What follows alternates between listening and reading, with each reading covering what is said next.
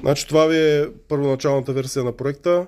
Ако искате нещо, може да добавим. Значи сложили сме и променливите, диалог между двама герои, трети герой моливчето и една ракета има отзади, която се движи. Всички герои се сменят костюмите и се движат съответно. Имаме старт бутон. Целият проект се стартира от знаменцето горе, след което ракетата започва да се движи. При натискане на старт бутона трябва да се въведат 3 числа, които се сравняват примерно 20, 30, 60.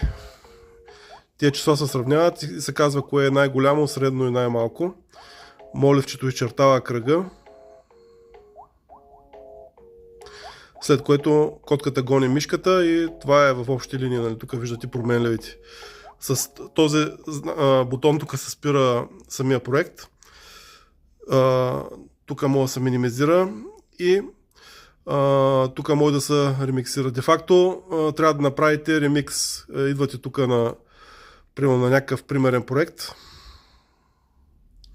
Избирате си примерно някакъв проект от някъде.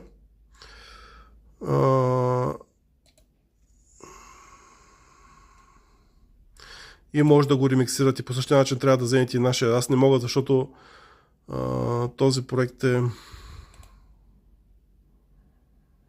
Ето го горе е този бутон. Натискате този бутон Remix и проектът ще дойде във вашия акаунт. Съответно, след като го вземете при вас, тук ще имате в My Stuff, нали? В полето My Stuff, ще имате ето го вашия проект и тук ще може да дадете Share и Unshare съответно и да може да го изпращате и на други хора. Това е.